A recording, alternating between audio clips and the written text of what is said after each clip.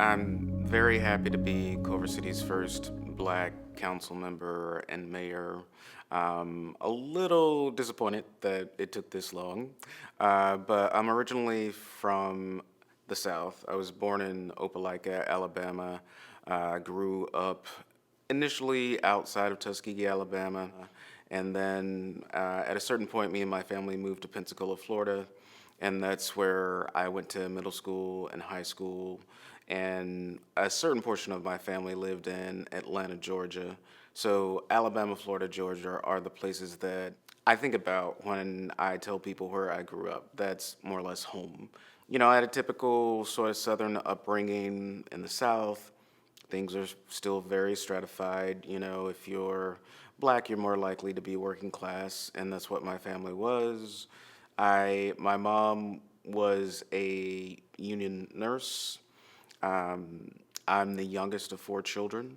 I have two older brothers and an older sister. My mom actually separated from my dad while she was pregnant with me and divorced him shortly after. So I grew up with just my mom, my two brothers, and my sister. Um, it was a little rough sometimes. Single parent family is like that, and nurses are still not paid what they should be paid, especially in the Southeast. I cook a lot. But one of the reasons I do is because when I was young, the person I was closest to was my grandmother, and she always cooked for 30 or 40 people in my family.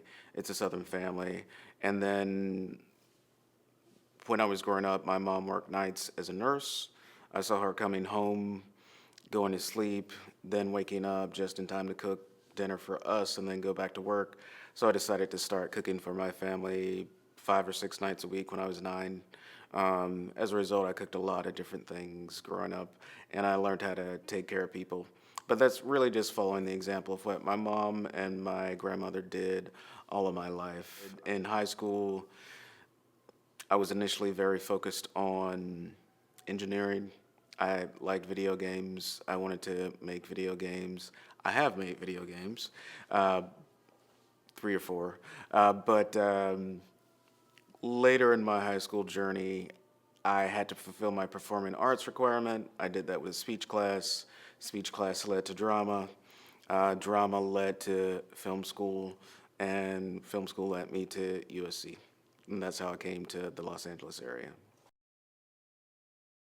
After finishing my degree, even though I had done internships for the last 2 or 3 years at New Line Cinema and Fine Line Features, a lot of the people who I made very good connections with as I interned were laid off when AOL and Time Warner merged around the year 2000. So it was a very rough time for me. And one of the reasons that I joined the military is similar to the reason a lot of other people around the country join. A lot of people know we no longer have the draft, but we have an economic draft. If you grew up in a small town, a rural town, or in the inner city where there's not a whole lot of opportunity, the military is a place where you can get money to go to college or just get a job at all. For me, it was similar but slightly different.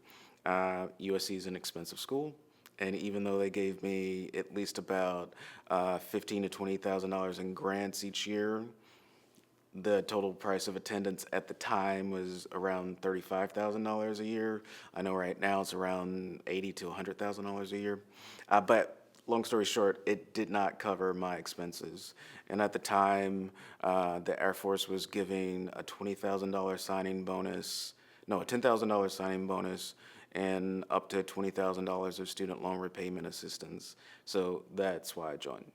When I was in the Air Force, um, I was very good at learning the new equipment. My job was SATCOM, wideband telemetry, and space systems.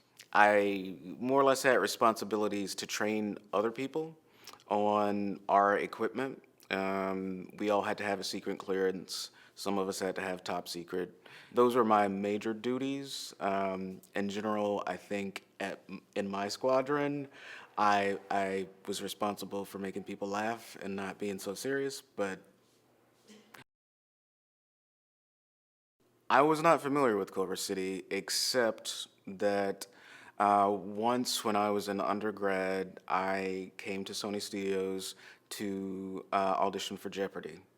And it sticks in my brain because at the time you had to, do some things in person, and then you had to take a test that was not online like it is now.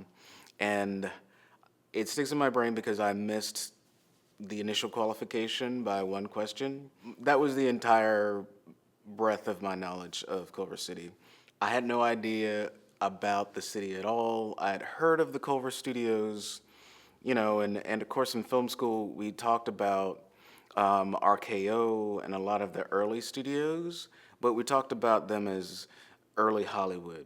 We didn't talk about their locations. There was a lot about Los Angeles, but not a lot about Culver City. So, being here and being able to serve in Culver City has actually connected a lot of the cinema history that I learned in the undergrad. And it really makes sense now that, Apple Studios and Amazon Studios are moving in and HBO's across the street because I think they really want to capitalize on the pedigree of Culver City in cinema history because it is becoming more well known. Early Hollywood was basically here. I actually started volunteering at Young Storytellers at El Rincon Elementary. I've lived here for 20 years and I've volunteered probably about 16 years. I've met a lot of different principals at El Rincon, a lot of students and parents because I mentored their kids. I've mentored maybe 20 kids over the years, maybe 25. Um, and that was my real introduction. The other thing that sort of spurred me forward is that even though I was working in film at the time, trying to get into the Screen Actors Guild, writing my own stuff, trying to direct stuff, I started paying more and more attention to politics. I always did. Went to a couple magnet schools growing up, and one of our big focuses was politics and elections. And so I became more and more upset, I guess around like 2008, 2009, and, started getting more involved and tried to look at it like my goal here is to be in the film industry, but what are other ways that I can contribute? So I looked for that, and I looked at the Culver City website, and I looked at the committees, boards, and commissions. Um, the only ones that I thought really applied to me at the time, right now would be most of them, but at the time were the Cultural Affairs Commission and the MLK Celebration Committee. And I think maybe 6 months after I saw, I joined the MLK committee, and for 11 or 12 years before I ran for city council, I was on that committee and helped organize the MLK celebration each year. I did everything from stage managing to being on panels about specific subjects to judging essay contest or speech contest for kids. But at one of those celebrations, a sitting council member mentioned that there had never been an African American council member in Culver City's history. Um, and we were getting close to the 100-year anniversary, and that just rubbed me the wrong way. I'm from the South, grew up in the South. There are a lot of cities where racism is still very entrenched, but they have managed to have an African American member, a black council member. So that got me thinking. Like for a very long time, I had a thought around politics in the back of my mind. Frankly, for a very long time, there were certain people who are part of the entertainment industry that I wished would really put their foot in politics, Warren Beatty in particular. But hearing that there had never been an African American council member made me think about, okay, if I did run, how would that happen? And then I just started talking to people and seeing, you know, how do you run a campaign? How much money do you need? I hate asking people for money. How do you do fundraising? Trying to see if I could really do everything that it took to win. And on the flip side, trying to see if I did win, if I could, guarantee that I would actually do a good job. I wouldn't want to win and then be upset and, you know, give lackluster service to people. So after that, I decided to run. I did run twice. In the first run, uh, Yoren came in ahead of me by 143 votes. And that was in 2016, the first time I ran for council. The second time I ran for council was the first time that Alex ran, and we were both elected at the same time. The experience of being the first black council member in Culver City, I think, could be exemplified by the first night when we were sworn in, because there was a lot of positive energy, I gave you a hug that night. and then there was a lot of negative energy. In fact, one of our residents here actually worked with an activist from Orange County who came up and got on public comment and said some things that still stick in my mind, that were hurtful, that sort of exemplify like the ups and downs of my entire, tenure. There was this notion of perceived youth that I had to deal with. Um, I think there was a combination of blackness from some constituents who, are still dealing with their own racism. And then there was this notion of perceived youth, which really sort of directed how I approach things that I wanted to get done. For instance, I was very vocal about wanting to bring rent control to Culver City when I ran in 2016 and when I ran in 2018.